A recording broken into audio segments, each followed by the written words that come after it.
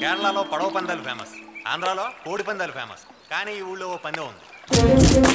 చేతితో పట్టుకోకుండా full bottle కొట్టి ఈ పడవల మధ్య స్టడీగా నిలబడితే 10,000 కట్ట మగోడనే బిరుదు ప్రధానం.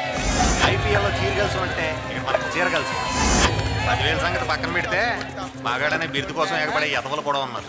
మగతనం ఒకటి ఇస్తే వచ్చేది కాదురా, భయభర్త రావాలి. మరి అదేంటండి మైకులో అలా అనౌన్సింగ్ ఇచ్చారు? మైక్ ఫ్రీగా దొరికిందని ప్రతి యాదవ్ని అలాగే పిలుస్తున్నాడు. అదిగో మన ఊరికే ఓ మోస్తరు మొగడు గుళ్ళపై రంగంలో దిగిపోతున్నాడు.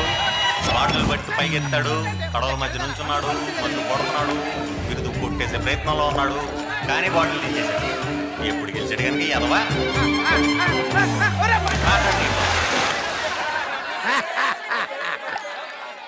పన్ను కొట్టాలన్నా మా దొరబాబే రావాలి.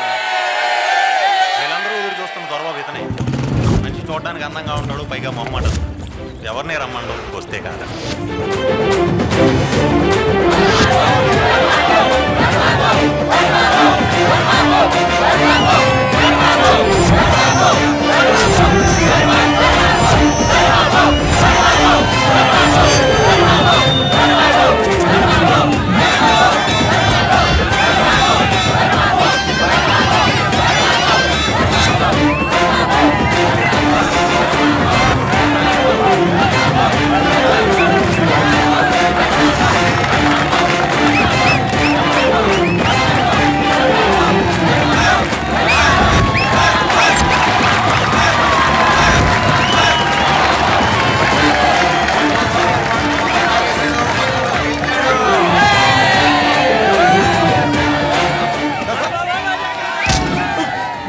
కోరిక అందరికీ ఉంటుందిరా, దమ్ము దొరబాబు గారికి ఒక్కడికే ఉంటుంది.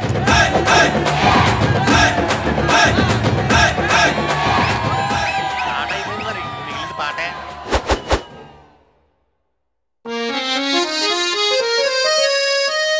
ఇదిగో పిల్ల, మనదే ఊరేటి? ఎత్తుపురం.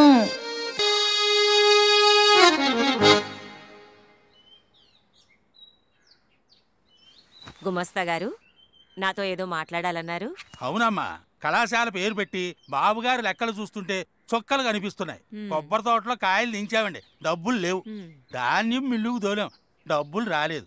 అరటి తోటలో గెలలు లేవు, చేతిలో దమ్మిడి లేదు. ఏంటండి అది?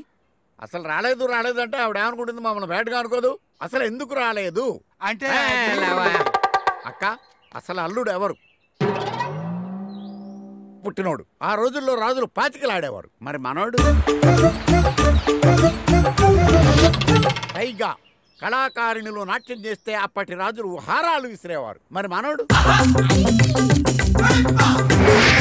ఫైనల్ గా ఆయన కొలువు కూటంలో అష్టదిగ్గజాలు ఉన్నట్టుగానే మనోడి దగ్గర కూడా ఒక రియల్ ఎస్టేట్, ఒక హోటల్, ఓ టైలరింగ్, ఓ జంపరింగ్, ఓ ప్రెసిడెంట్. ఫైనల్ గా నేను నోరు మీరా మొదనష్టపు సచ్చినాడా.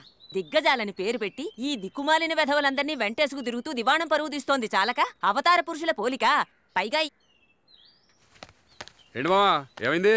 ఏమవడం ఏంటి? నువ్వు మా కూడా తిరిగి చెడిపోతున్నావంట.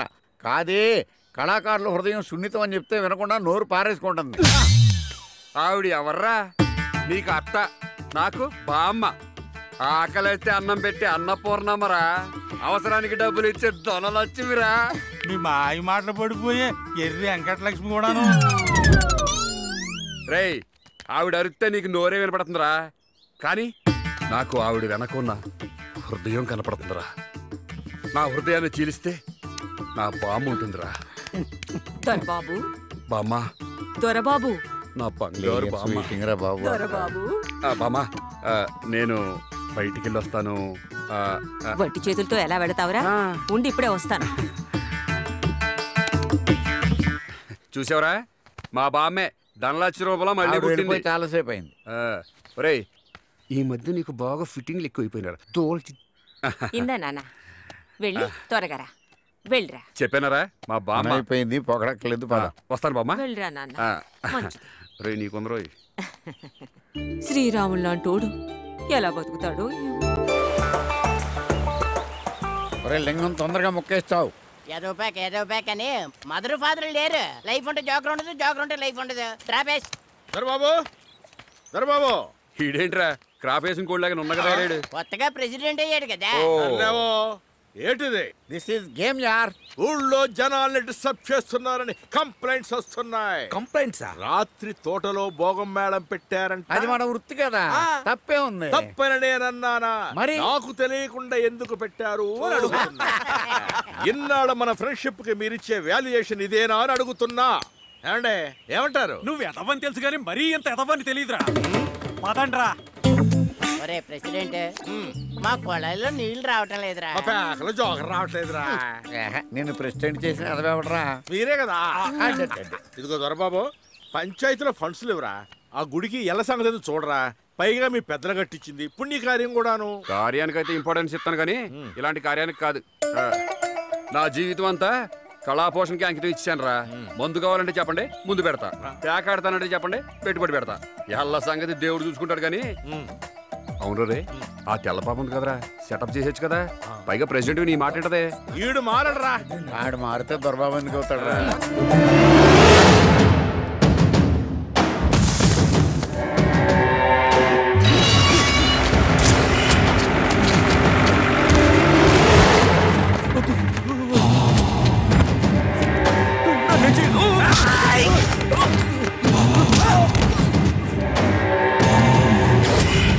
పెద్దయ్య మీద కేసు పెట్టిన సర్వే ఆఫీసర్ ఈడా అన్న.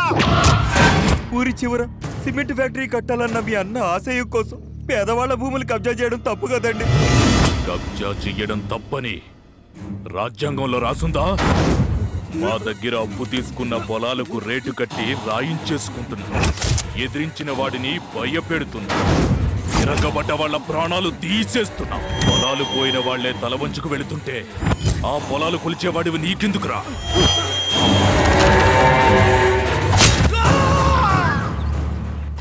దొరబాబు, పెళ్లికి వెళ్ళాలిరా. వెళ్ళిరా. నేను కాదు, నువ్వు. నేనా? మన కుటుంబానికి ఎంతో నమ్మకంగా పనిచేసిన చంద్రం గారి కూతురు పెళ్లిరా. నువ్వు వెళితే చాలా సంతోషిస్తాడు. ఈయన అక్కడికి వెళ్ళకపోతే ప్లేయర్స్ బాధపడతారు. మీరా ఎదవ సచ్చినోడా. పెద్ద మనిషిలా వెళ్ళి చక్కగా పెళ్లి చేయించి దొరబాబులా తిరిగి రావాలి. అయ్యి బాబాయ్, బామ్మగారు పెద్ద పెద్ద డైలాగులు వాడుతున్నారండి. సర్లే, వెళ్తానులే బామ్మా. వెళ్తావు కదా నా బంగారు తండ్రి. నీళ్ళు పోయి పనులున్నాయి లోపల. వదిలేస్తారండి. రే, దేవుడు ఊరేగింపుకి భక్తులు లేకపోతే ఎలారా? దొరబాబు, రాగానే పువ్వు ఇచ్చేస్తున్నాడు రా. ఈ పువ్వా పువ్వు కాదు, దీని అర్థం వేరు.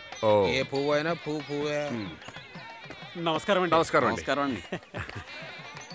మా బామ్మ మీకు ఇవ్వమందండి. చాలా సంతోషం. రే శివరాం అనే దొరబాబు గారు దగ్గరుండి చూసుకోవాలి.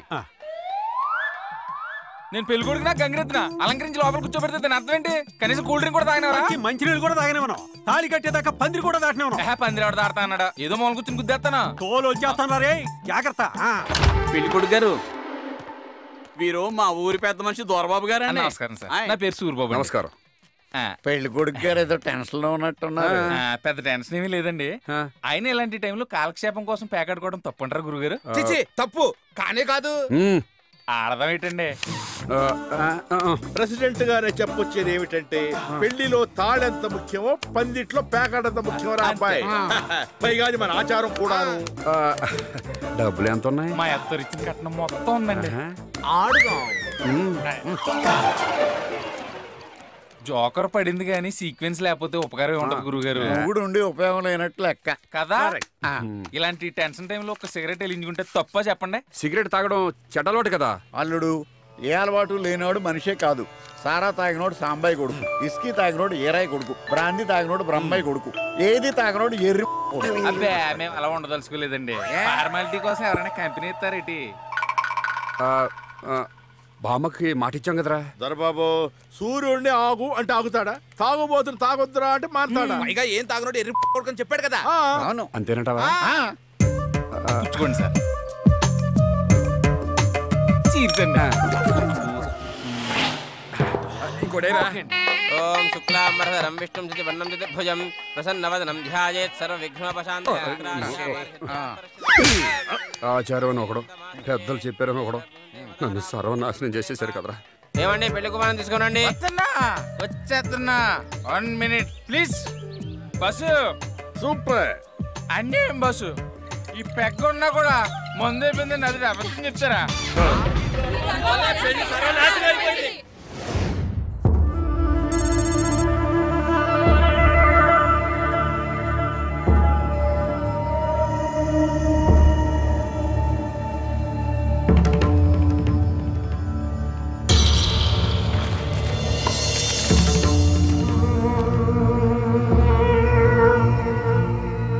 ఎస్ మిస్టర్ చరణ్, ఏంటి సార్?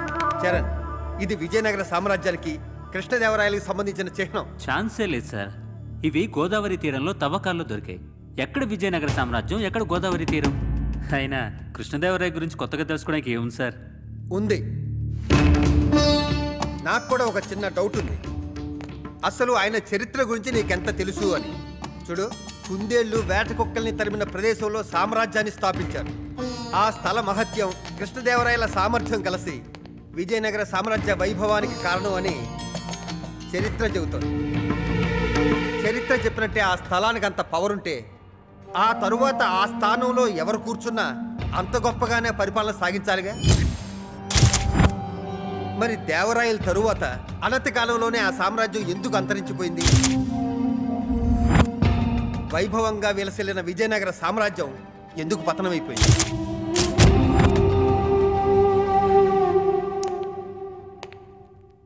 ఆ స్థలానికున్న పవర్ పోయిందా, లేక కారణం కాలం పైకి నెట్టేద్దాం? చరిత్రకు తెలియని ఆధారాలు ఏమన్నా ఉన్నాయేమోనని తెలుసుకోవటం మన బాధ్యత.